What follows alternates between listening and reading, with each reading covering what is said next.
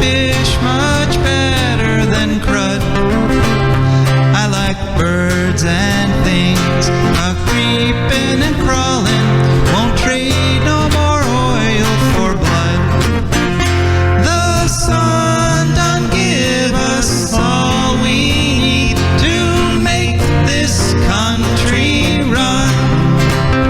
But that black demon oil's got us fussing and fighting, and I do believe it's time we was done. I don't want them nukes run by them kooks who think radioactivity is fun. No more three-headed frogs or kids with leukemia.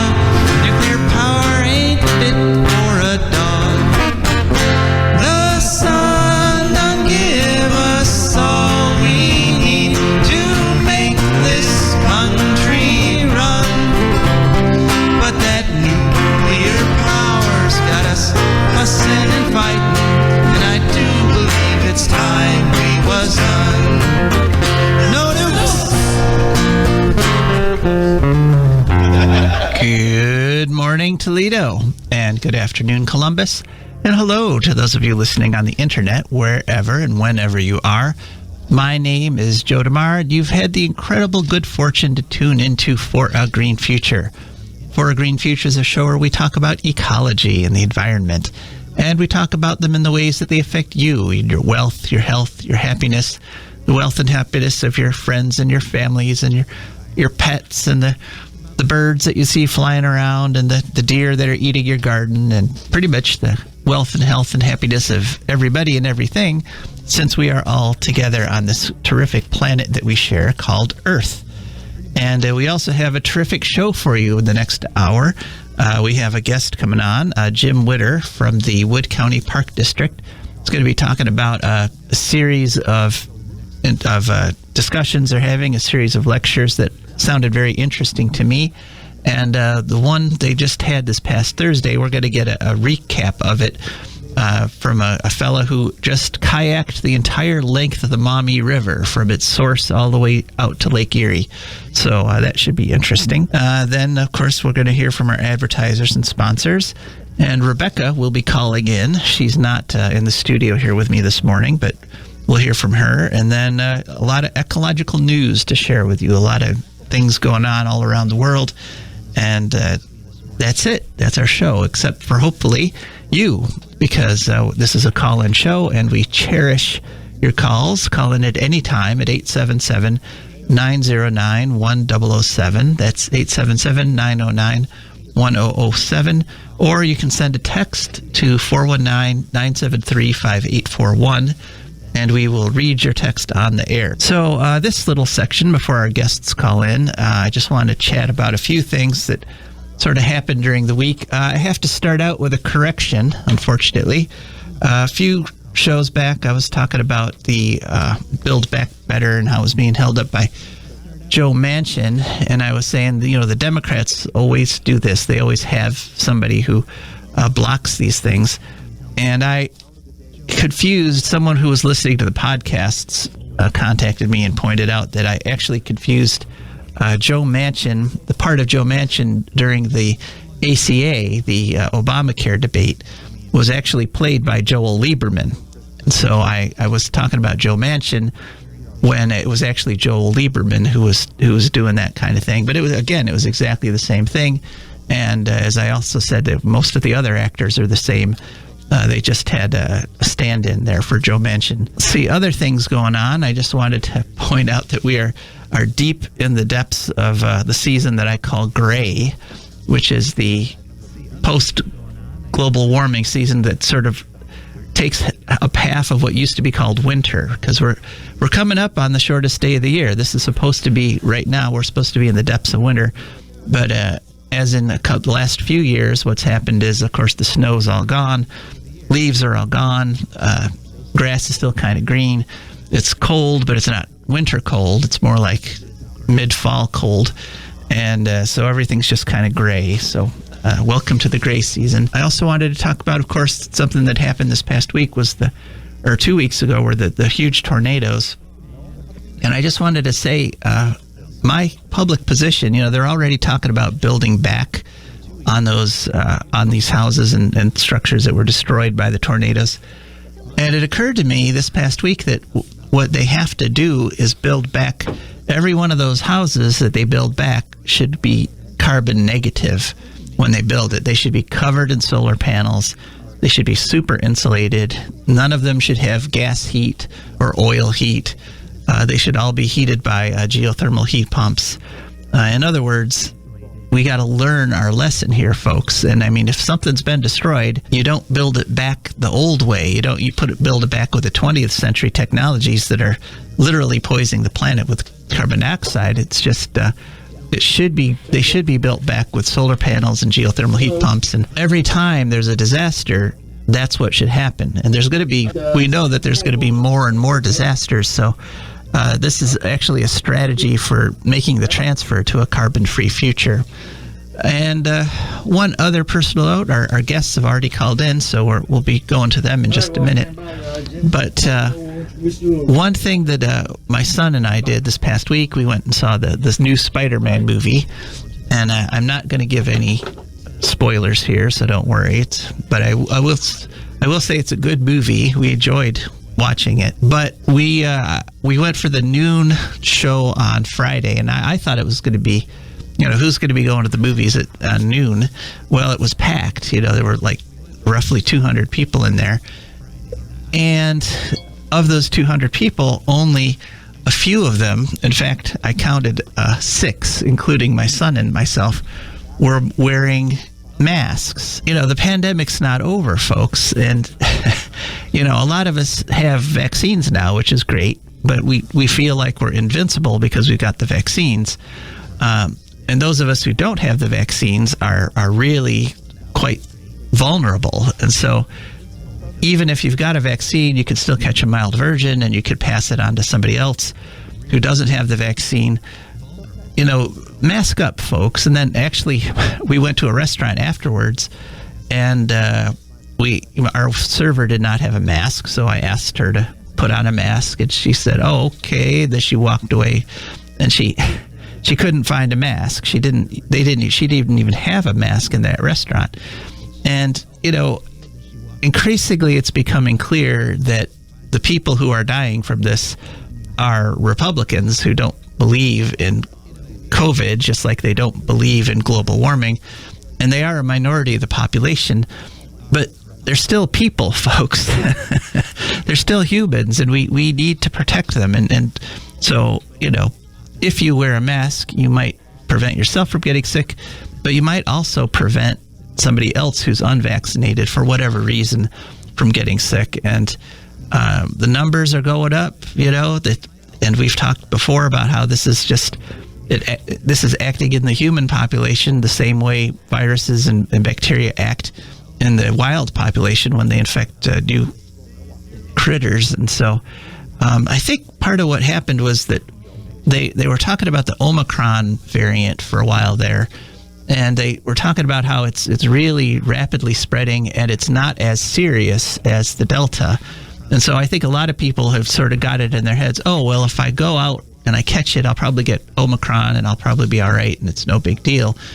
But the thing is that in the United States, the main variant of COVID that's still going is the Delta variant. And you don't want to mess with the Delta variant, and we're not sure, that's not 100% sure that the Omicron is going to be as mild as they are saying it is. So don't take the risk, and, put your masks on. We're getting very near the end here. We're almost done with this whole COVID thing, but the longer people go without vaccinating and the longer people go without taking precautions like masking and social distancing, the longer it's going to take to get through it. So those are just some of the things that I came up with during the week that I wanted to chat with you about. And if you have any reaction to any of those things, give me a call at 877-909-1007 or send a text to 419-973-5841. So our guests are ready to go. They're all lined up, and we had some technical things we're going to talk with Jim Witter from the Wood County Park District. Hello, Jim. Are you there? Hello. I am here. All right. Good morning. Thanks so much for having us, Joe. Oh, my pleasure. Yeah, it looks like an interesting program, and I just kind of wanted to let people know about it in case they want to participate. And you're not alone, are you, Jim? No, yes, I am here. I believe I just merged in just a second or two ago. We should be on with senior naturalist at Wood County Parks, Bill Heflin, as well. Good morning. Good morning, Bill. Thanks for coming on for A Green Future. Thanks for having me. All right. So you folks put out a press release that caught my eye. And basically, you've got a series of sort of participatory lectures that you're doing right now. Could you tell us a little bit about that, Jim? Yeah, so it's called the Base Camp Stories series. It started last month and is continuing through the wintertime, through February. And so basically it's sort of stories of various adventures. As Bill will talk about in a minute here, we have a couple different types of paddling adventures, both from the Great White North as well as right here locally here in Northwest Ohio.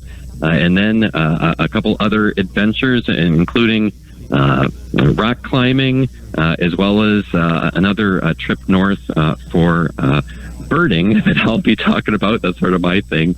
And so all kind of outdoor adventure stories that hopefully will get folks interested in not only hearing our stories, but having their own adventures out in our local and even broader natural resources from around the area.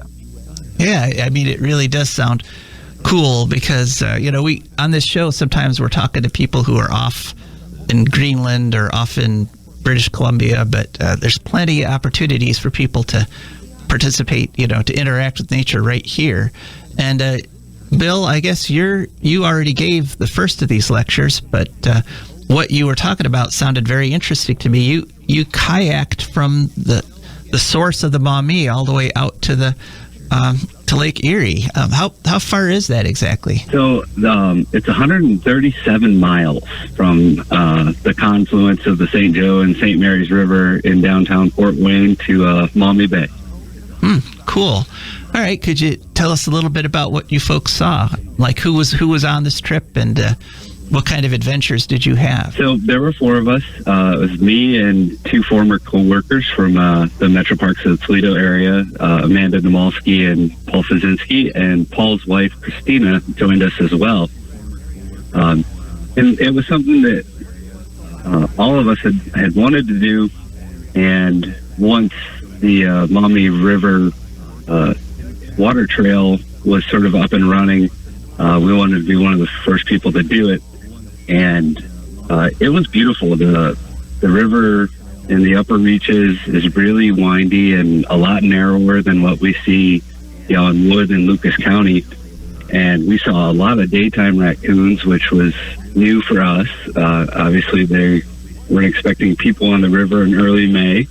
We saw wild turkey, uncountable amount of great blue herons and egrets, and I think we stopped counting at 30 bald eagles. Wow. So, yeah, there was a lot to see. The outdoor writer for the Blade, Steve Pollock, had done the paddle twice in his life, and he did say they saw a lot of mink. We didn't see our first mink until we were in downtown Toledo. Well, that's interesting. And so, mink eat fish, so the river must be at least healthy enough to support a fish population to support a mink, even there. Yes, definitely. Yeah. Cool. So is this something you'd recommend people do, like maybe try to do it over the summer? Yes and no. Sort of a complicated answer. A lot of the river, by the time you get to late June in a typical summer, is pretty low, and it'd be tough to do the whole length without having to get out of your kayak or canoe and drag it along behind you. So I would recommend people do it in sections. In late spring, early summer when the water's still up, or watch the weather And when we get some big rain events, that'll bring the river back up, and you can cover quite a bit of ground in a weekend. Mm-hmm. All right. Well, thanks. Thanks, Bill, for kind of recapping for us. And so, Jim, do you want to talk about the talks that you've got coming up yet? Yes.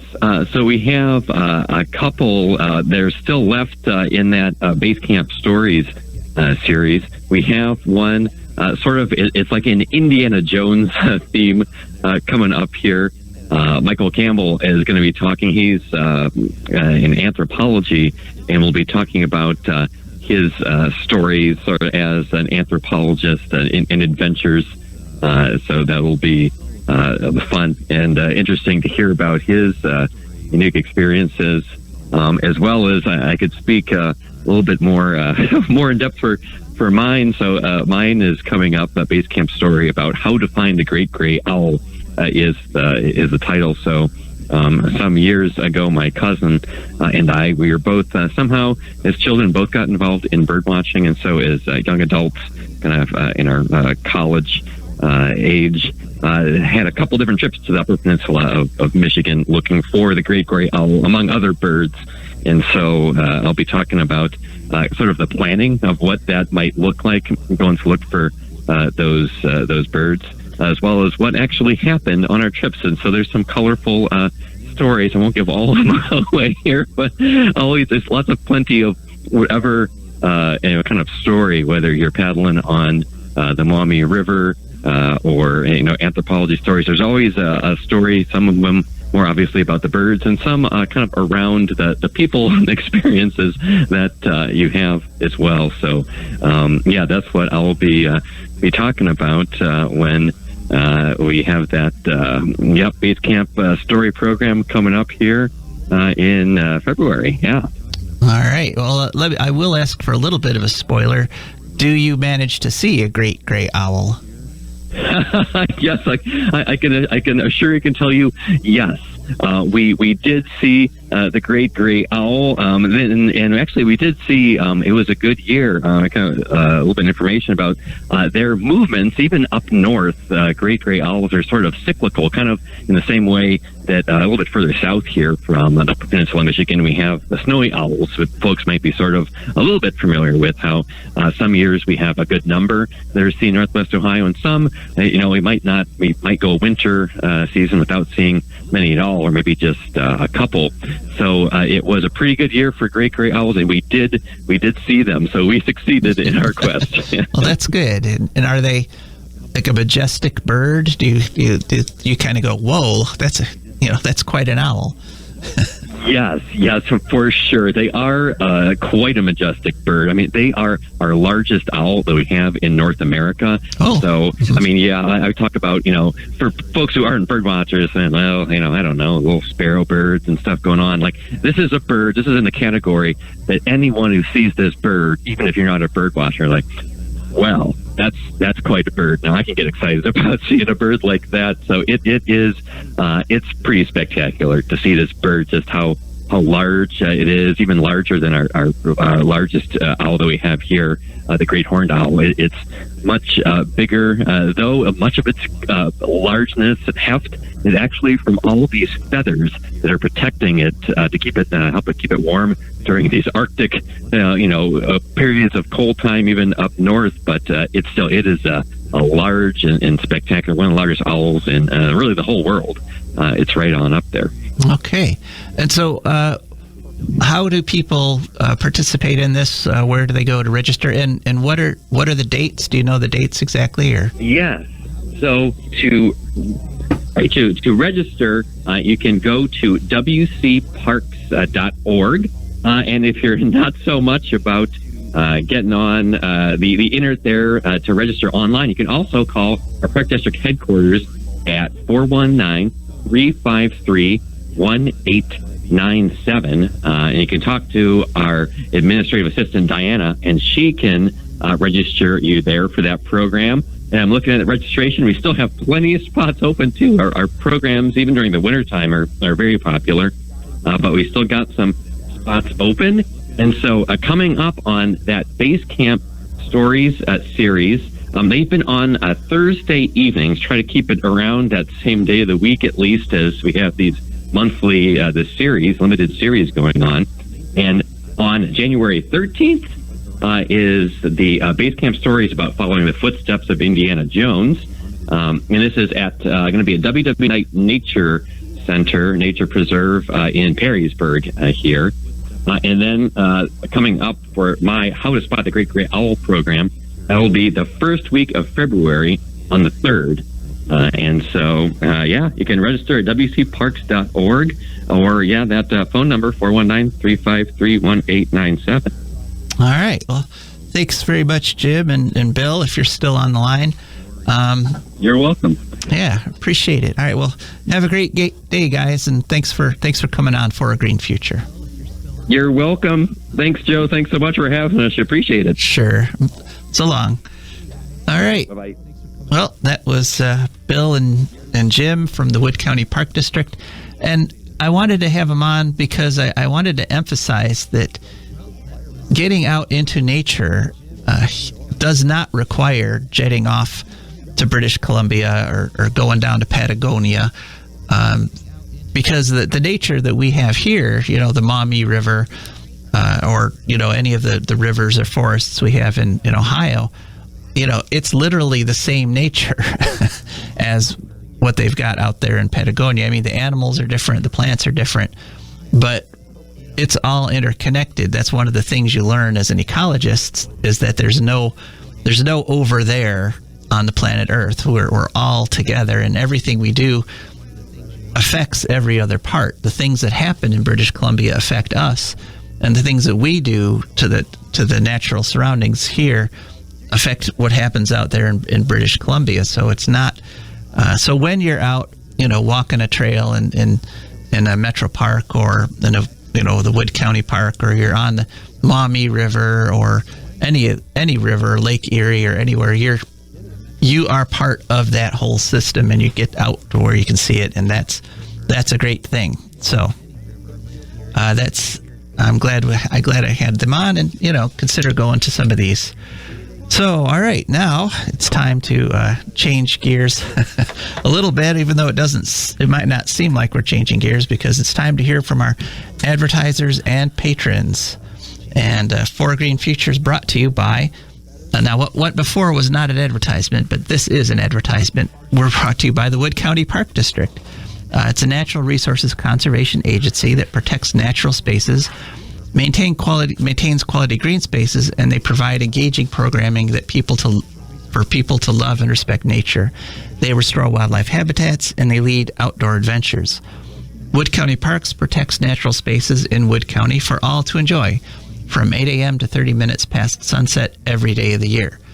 And just like you heard earlier, one way to find out what they're doing and to get involved with their programs is to call them at 419-353-1897. That's 419-353-1897. You can also go to their website, which is wcparks.org. And they have a nifty app, which I have on my phone. Go to any app store and just search for WC Parks. And, of course, they're on all the social media, Facebook, Instagram, Twitter, etc., etc., etc. That's the Wood County Park District. For a Green Future is also brought to you by our patrons. And our patrons are wonderful people who have gone to patreon.com. That's Patreon. And once there, they saw our nifty page, which has all kinds of cool pictures on it, and they scrolled through and found the level of membership that fits their budget so that they don't have to suffer.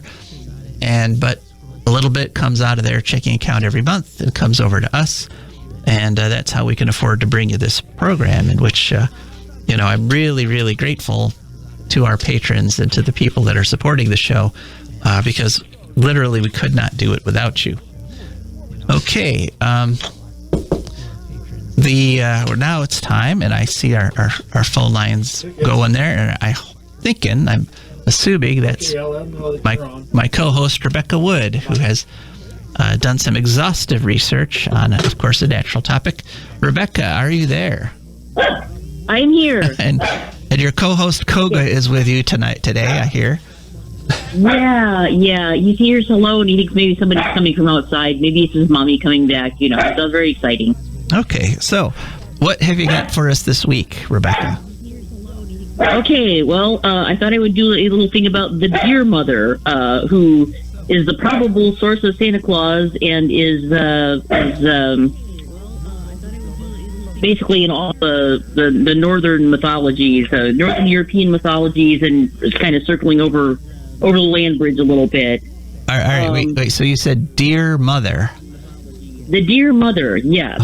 So there's in Sami culture, Lapland, the indigenous peoples of northern Europe, Scandinavia. It's also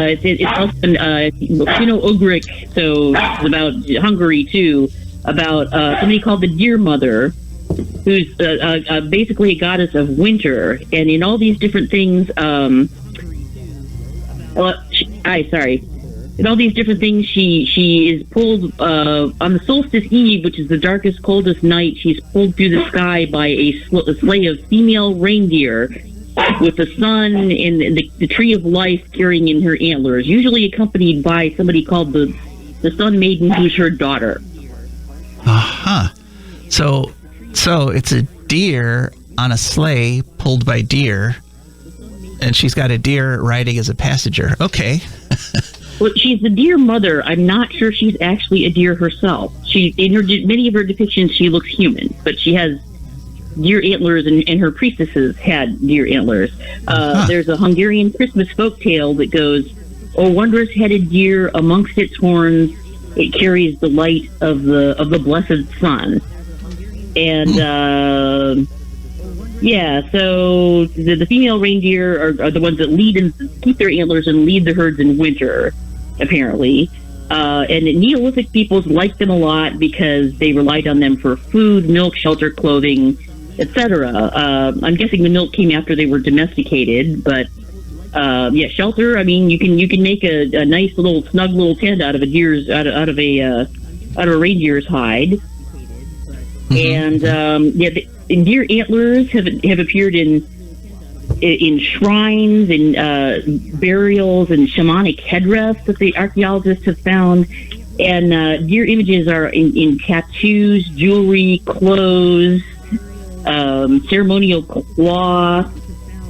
They've even been etched on small standing stones, apparently, in the area. So it seems like they had religious significance and put together with all the mythology. Often there's like a tree of life, which is represented by the antlers that's drawn with. It has animals, sun, moon, and stars in it, kind of showing that the whole universe depends on this goddess doing her thing every year. The indigenous Sami people apparently called her.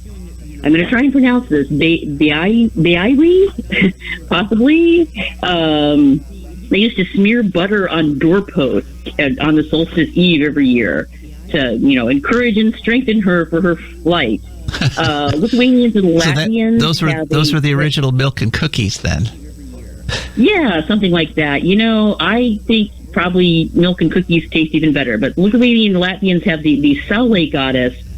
She flies through flies through the sky in a sleigh pulled by reindeer every year. And she sheds tears of little amber pebbles, and then throws them down on people's chimneys, apparently. Mm-hmm. And also, she's a weaver, and she spins the sun rays out of gold. And then Eastern European has a goddess named Rohanitsa, who every year, in honor of her, people eat deer cookies. So we got the cookies. Okay. And also, there are a lot of depictions of her in red and white reindeer. That's the one where she's usually a woman surrounded by deer in red and white. Red and white. Okay, that's... yeah. Then in Siberia, we have the Amanita muscaria mushrooms. There are a lot of stories about the reindeer fly to the sky after eating the magic mushrooms, which are in fact hallucinatory. Right, and can make people feel like they're flying, yes. Mm-hmm. Right, and the female shamans used to apparently go around and collect these mushrooms wearing red white spotted red clothing, and then join her on a vision quest by eating them and flying to the sky. And also, they would throw them down people's chimneys for good luck and whatnot. All so the whole tribe could kind of participate, on this magical sort of guided meditation, And apparently, in some cultures, there's a tradition of red felt hats with antlers. In some, it was green and white clothing that the shamans wore with red peaked hat and boots and fur-trimmed mittens. So, you'll notice if you ever read the Bible, there's nothing in it about Santa Claus or red and white, or there's no reindeer in the Bible, shockingly. Right. You're blowing my mind here, Rebecca, that Santa's outfit references the Amanita mushroom, which of course is red and white. Right. Wow. And then I remember from Russian Choir, this sort of is sort of peripherally related. There's no reindeer involved with this, but there's a Slavic god who can be male or female named Kolyada. She's referred to as both male and female in different references. Who represents the newborn infant sun, S-U-N. And I remember this because in Russian Choir we had to learn this carol that went, Kolyada brought the star. Christ brought the star from heaven, and Kolyada brought the little pot of beer. So there was something for everyone. Wow. Everybody brought something to the party, and that's probably something people wrote, during the transitional time between paganism and Slavic Christianity. And some of the ways that, like, there's sort of transitional sayings in English, like, to nail a horseshoe, you're supposed to say, Father, Son, and Holy Ghost, nail the devil to this post. With this nail, I thrice do knock. 1 for God, 2 for Wad, and 3 for Lock. Referencing Odin and Loki. So it was from a time when everybody was sort of hedging all their bets. They were going to Christian God, Odin and Loki. Everybody, please help us. Thank you. Wow. Huh. So the deer goddess, yeah. And I did want to mention that there are still people that are doing subsistence hunting of the reindeer. They're endangered for a lot of reasons, but it's not, that's not just a thing of the distant past. People still live that way, but oh yeah, and some of the stories and the rituals never went away. There was a thin gloss of Christianity put on them with Santa Claus and whatnot, but some people are still specifically talking about these goddesses at Christmas and singing the songs about them and things. Huh. And so I wonder when the portly white guy kind of pushed the gal out of the goddesses out of the sleigh there. Well, okay, he's Saint Nicholas, I guess, was a historical character, so probably about whenever time he died is when people started doing that, I'm guessing. All right. Well, thanks so much, Rebecca. That was a particularly fascinating report there. So you're welcome. I thought it was. Yeah. Careful with the mushrooms there on Christmas Eve. If anybody's going to do that, that's how Jim Morrison got in trouble. The stuff was originally taken by qualified trained shamans in under supervised conditions. You sort of try to reproduce it yourself and wing it and make it up as you go along. You can get in trouble. Yeah, we are not advocating the use of mushrooms here, especially without any kind of supervision or expertise. But but I've always thought Santa was kind of trippy. The whole concept was just kind of, and here maybe it was the result of some sort of you're not wrong, yeah. Thing. Yeah. It was literally trippy. Wow. Okay. All right. Well. All right, Rebecca. Thanks, and we'll talk to you next week. All right. See you later. Merry Christmas. Merry Christmas. Okay, so Rebecca leaving opens the line up for any kind of comment that anyone wants to make, or 877-909-1007. And now we plunge into ecological news, and we've got a ton of it. Things are happening all over the globe. Thought I'd start out with an interesting story I came across. This was in the Journal of Clinical Microbiology on October 26th, 2021. The title is Plastic Degrading Potential Across the Global Microbiome Correlates with Recent Pollution Trends, which is a big fancy way of saying they've identified a lot of bacteria now that are starting to eat plastic, which is not, to an ecologist, that's not a surprise. I mean, you put enough of anything into an ecosystem, and the bacteria there are going to find a way to eat it. So what they did is they did something called global environmental DNA sampling, which is they just took a sample of the water and they just DNA sequenced everything in there. They didn't try to identify so much the individual bacteria, and they discovered a whole bunch of genes that were in various organisms. So in fact, they found 30,000 genes that can be used to degrade 10 different types of plastic. And so the bugs are starting to digest all this plastic, which has been floating there in the ocean and on the ground. And in fact, they found 35,000 species of different sorts of bacteria with 40 million genes in their ocean samples. And in their soil samples, they found 160 million genes, and they actually could not catalog how many species they had because there were just so many. 40 million, there's more than 40 million, we can know that. But the reason this study was kind of unique is that what people have done in the past is sort of taken a sample and then tried to culture what was in it, and to then see which of those bacteria that they managed to culture ate the plastic or did something else. And the problem is, it turns out most bacteria aren't actually culturable. You stick them in a Petri dish with a bunch of agar and nothing happens. And so what they were doing is, by taking a global sample, they were discovering they were sort of getting a peek at the rest of the biome, the rest of the microbiome that normally scientists don't even know about, don't even see. And so, it's kind of a good news, bad news story, because one of the things that happens when nature starts reacting to our pollutants and starts digesting things like plastic, you have to take into account what they digest it to. I remember seeing a study. It was a study I heard about 40 years ago, where they took flies and they exposed them to DDT, and they exposed them to tremendous amounts of DDT, and they kept upping the dose of DDT until and so 90% of them would die in the first generation, and then they exposed that remaining 10% even more, but then that 90% of them would die. But eventually what happened is that those flies actually evolved the ability to eat DDT.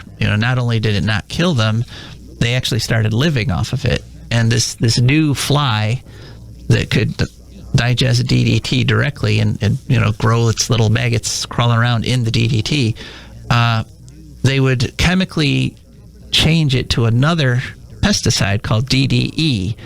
So even though they were, quote unquote, digesting the DDT, what they were producing as a result of digesting the DDT was also a pesticide that affected other insects. And so it's not just automatically, they're going to break it down back into carbon dioxide and water. The product of digesting the plastic can also be a problem in the environment. And I just wanted to make the point that this doesn't let humans off the hook. This doesn't mean that, the bacteria are going to eat it, so we could just go back to dumping it in the ocean.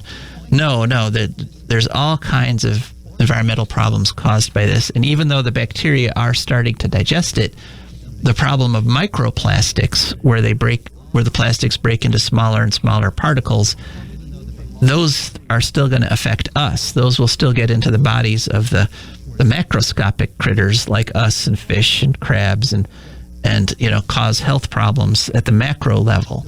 So this doesn't let us off the hook, but it does, again, show how resilient nature is, that finally nature's starting to say, we got to start digesting this plastic. And it also brings up the fact that once plastic is digestible by microbes, once your plastic can start to rot, on the shelf or, it might not be so useful as plastic anymore. Okay, now on to Europe, where there's a huge battle brewing over something called the EU Taxonomy. And we first reported on this, I think it was about a year and a half, maybe 2 years ago. The definition of clean energy, the definition of green, that's what the taxonomy is. And there's a huge controversy because France and Poland want this to include, the definition of green energy to include nuclear and natural gas. And the Germans and the Swiss and a bunch of other countries don't. And the whole idea is that whatever gets defined as green, the EU will push investment towards the green investments and, not invest in things that aren't green. And so, but the basic idea that you can call nuclear power green or that you can call natural gas green is essentially insane. But there's very powerful lobbyists that have been pushing the EU to go this way. Lobbyists with the nuclear and natural gas industries, oddly enough. And so it's looking like the advance indications are that EU President Ursula von der Leyen is going to say, yes, nuclear power is green, and yes, natural gas fracked gas is green, which actually all that does is it destroys the validity of the whole taxonomy, because obviously they're not. But this is another example of something that has been happening a lot lately. That is that laws and regulations and government actions that are supposed to be in favor of the environment, the process starts with them being in favor of the environment, but it ends up with them subsidizing the very things that are actually destroying the environment. Ohio's a good example, is House Bill 6, which even though it was horrible and subsidized nuke plants, the initial purpose for House Bill 6, it was marketed as an anti-global warming bill. And now, after all the controversy and all the horrible things that have happened, what House Bill 6 actually is right now is just a direct subsidy to coal plants. So, you could not get less anti-global warming than what House Bill 6 turned out to be. And the same thing happened with Illinois' clean energy program. They started out saying, wind and solar, and they ended up subsidizing the nukes and the coal plants. And, nukes and coal plants and gas plants are not green. They never will be. And so EU is going to make the decision supposedly December 22nd on whether or not to include natural gas and nuclear power. And let's just pray that they don't. So, all right. Before we go on to our next news story, we just got a text, which I'm going to read. More proof of your gray season, quote unquote. The predicted high temperature in Youngstown, Ohio for Christmas Day is going to be 50 degrees, 50. Yep. So, we're deep in the season of gray. And winter gets relegated to like a few weeks, January, February-ish, and this new kind of seasonal thing. So now we've got the 5 seasons: spring, summer, fall, gray, and then a very short but harsh, extremely harsh winter. And that's the new global warming. So thank you for that text. And anyone else can text in at any time at 419-973-5841. Next, we head off to the University of Texas at Austin, where they have just developed a sodium-sulfur battery that does not have the traditional problems of sodium-sulfur batteries, which include things like dendrite formation, which dendrites are little crystals that form inside your battery, and they actually grow to the point where they can puncture the battery and short-circuit it and cause fires and stuff like that. So they figured out how to prevent the dendrite problem with a new chemical. And the reason this is good is because sodium and sulfur are cheap and easy to mine, and there's lots of existing sodium and sulfur mines. And we're having problems around the world we touched on this last week with the lithium mining, and particularly with the cobalt mining, which cobalt is used in lithium batteries. And that's causing a huge environmental problem at the Democratic Republic of Congo, because a lot of people discovered that under their houses there were cobalt deposits. And so they literally are like digging mines under their houses to try to get this cobalt. But the process is very dirty and it releases toxic chemicals, and houses are falling into the holes that people have dug under them. So it's a terrible social and economic and environmental crisis. And if we could switch to cheaper technologies that don't require like cobalt or lithium mining. Also, a few months back, we reported University of Australia has an aluminum carbon battery, which is supposedly going to be superior to lithium ion. So lithium ion has a lot of problems, and we need to transition to cleaner battery technology as fast as we can. And if governments were really taking this seriously, they'd have like a Manhattan-level project to do this. But anyway, it's a nice development from the University of Texas, a cheaper battery with less environmental impact. Update on Fairy Creek, the controversy we've been following out there in British Columbia, where they're trying to protect the last of the old-growth forest. Right now, there's the protests are still going on. In fact, just last week, a group of 30 senior citizens from all across Victoria Island took a bus out and blockaded the logging trucks. They were trying to build a road. They laid down across the road, and they delayed construction of the road by some hours. They all got arrested, and in this case, there was no brutality, but there's still a group that are living out in the forest. They're still doing more intense actions. So that controversy has not stopped.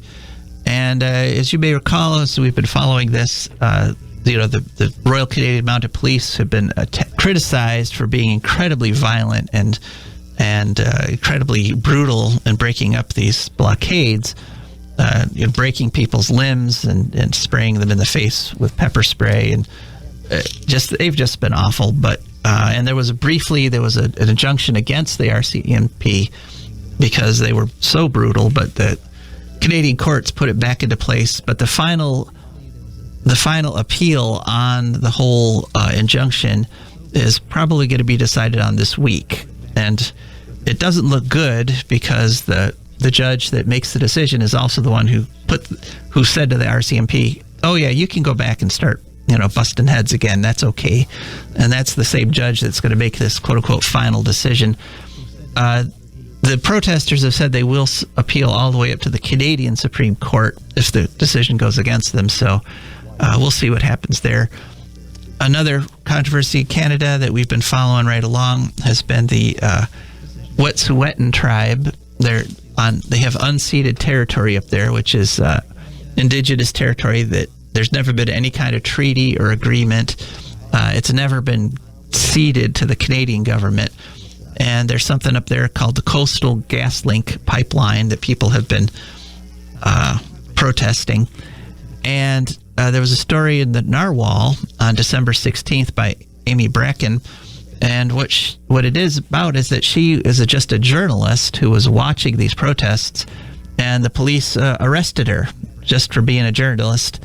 And, just because she was in the area. This is part of the RCMP's illegal and brutal tactics, as they arrest journalists too. And so that's an interesting article. Basically, she talks about how it's like being kidnapped, since she wasn't able to do her reporting and they put her in handcuffs, and it's just another sign that all over the world this story is being reported or repeated, that police are using brutal tactics to defend the people that are literally destroying the countries, literally destroying the ecosystems that support the countries.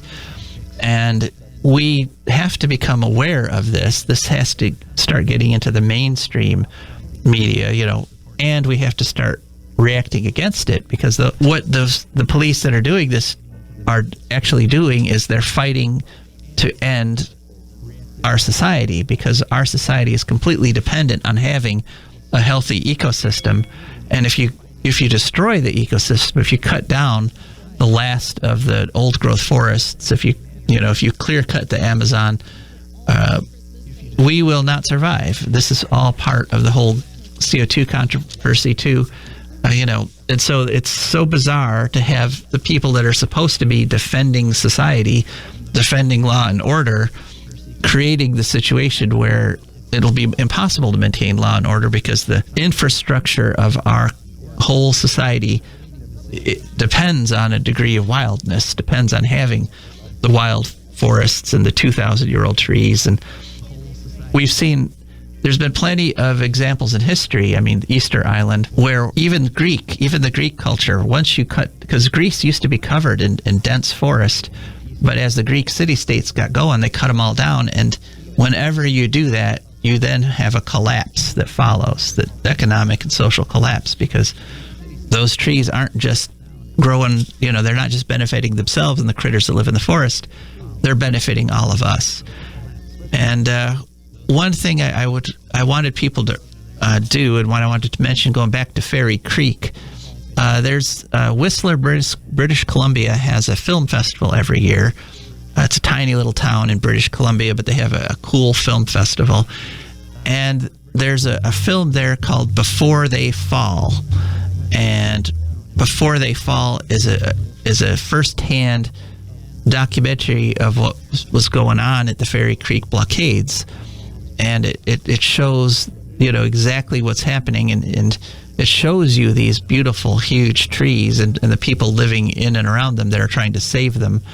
And so what you could do is you go to the Whistler Film Festival, search for that, and you can search for Before They Fall, and you can see for yourself, up close in a documentary exactly what's going on out there in Victoria Island. And as people are battling the police and the loggers and trying to save the last of the old growth. Okay, well, this brings me to the end of what I had prepared, and I just wanted to thank you all again. I wanted to just touch a little bit on last week. Last week we had a very emotional episode, and thank you all for listening, but I did want to say that the number of people who watched the memorial service for my wife, Carolyn Cueca, on Facebook, the videos had over 400 views now. So I'm very appreciative of everyone who went and watched that.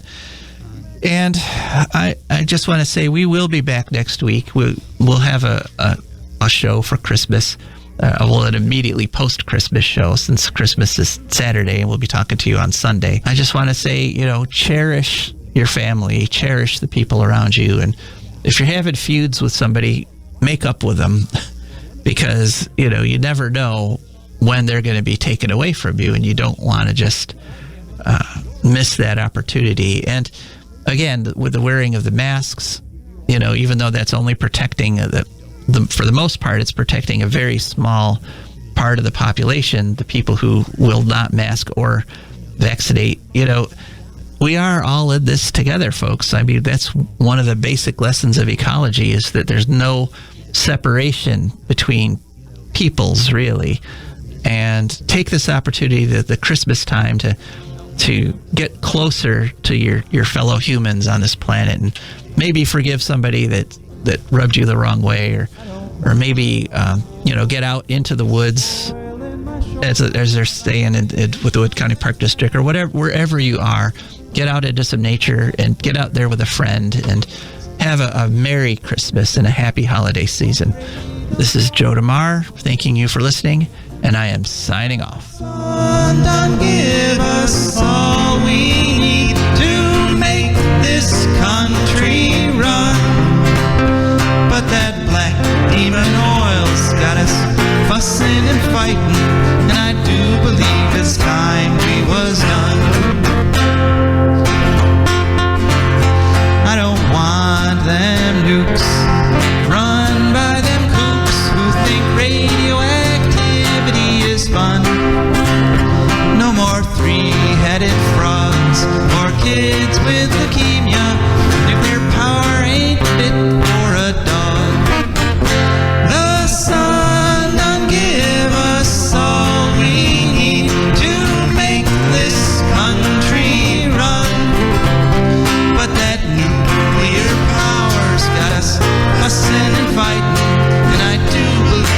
sky.